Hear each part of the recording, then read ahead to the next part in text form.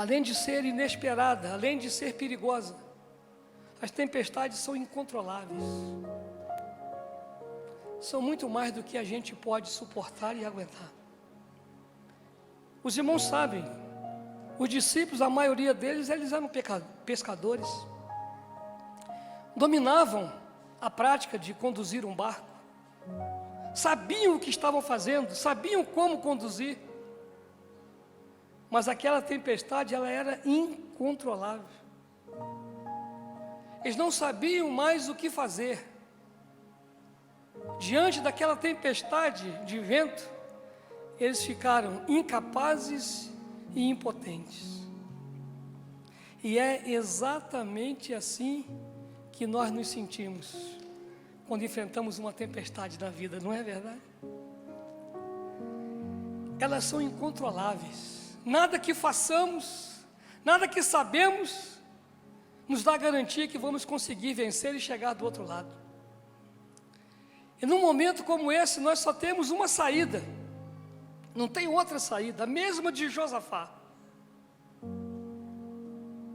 A Bíblia diz que quando Josafá foi cercado por 3 reis, se juntaram contra ele, armados até o dente, e disseram assim: ó, hoje acabou para você, nós vamos acabar com você. E Josafá olhou e falou: é verdade, eu não tenho como fazer nada. Mas aí diz a Bíblia lá no 2º livro de Crônicas, no capítulo 20, versículo 12, que Josafá diz assim: ah, Senhor nosso Deus, porventura não os julgarás tu? Porque em nós não há força nenhuma perante essa grande multidão que vem contra nós, e nós não sabemos o que fazer. Porém, os nossos olhos estão colocados em você.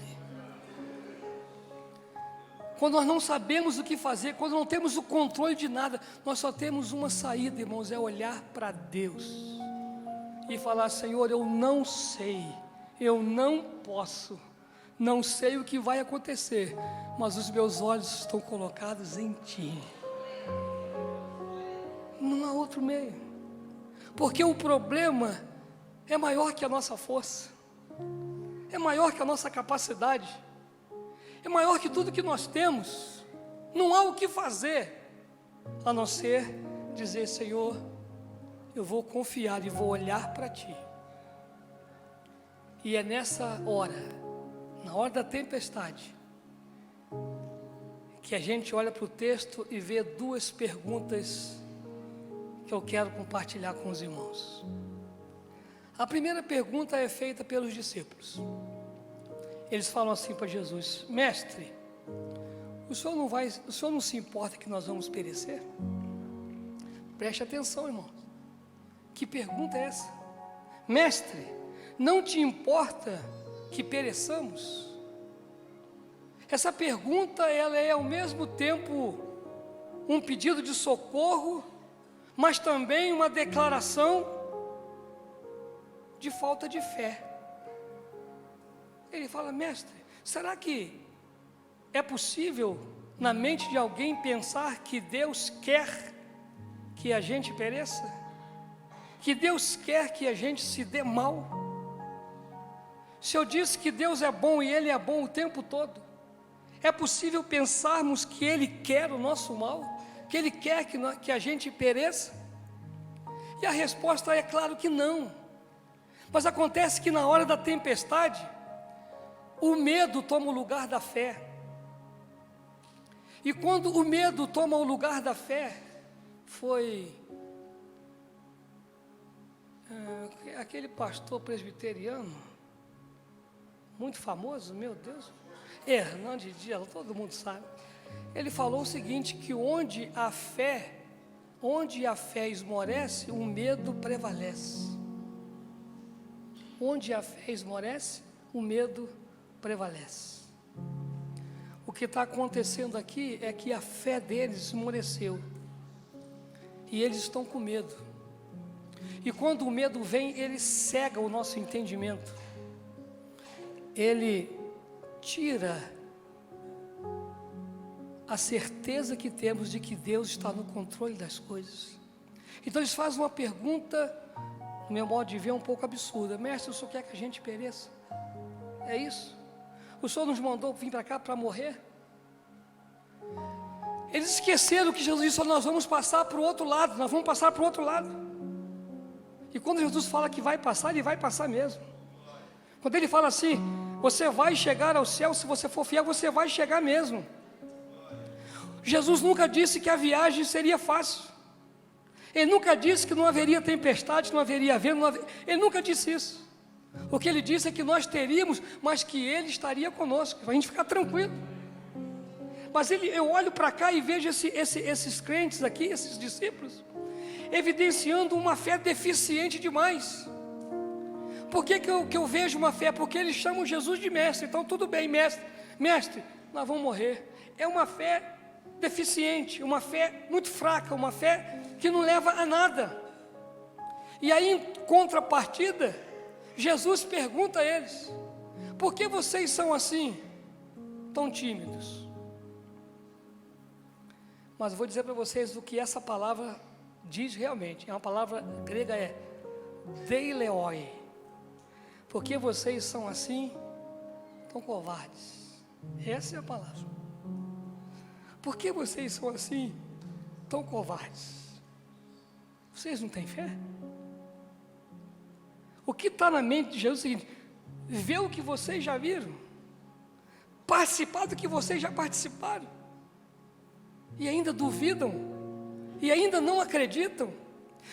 A impressão que dá é que talvez esses discípulos talvez tenham até esquecido um pouco do que a palavra de Deus diz.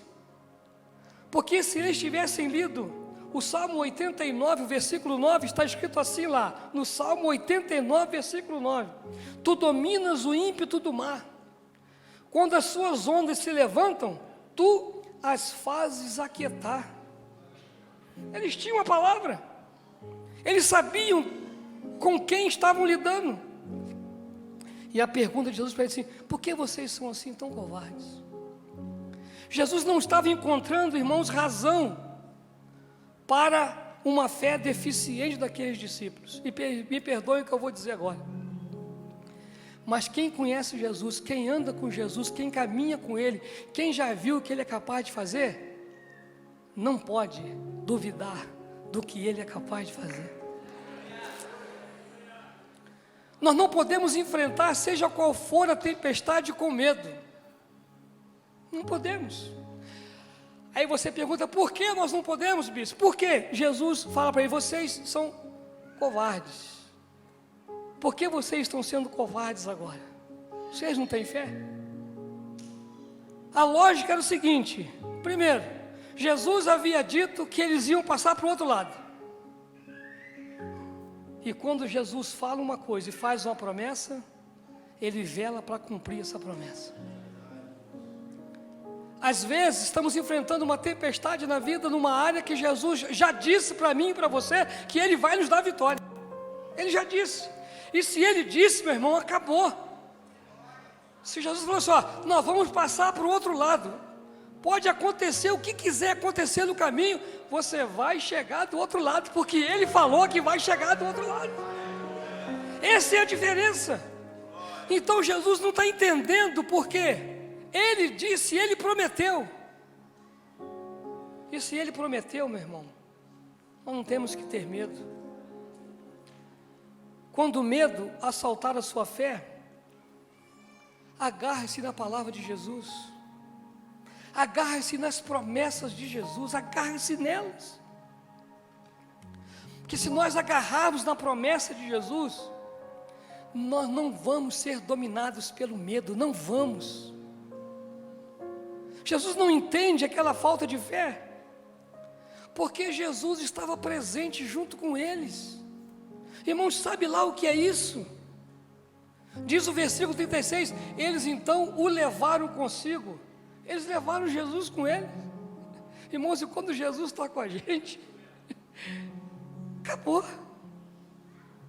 O problema é ir no barco sem Jesus, mas no barco com Jesus acabou o problema, não tem problema.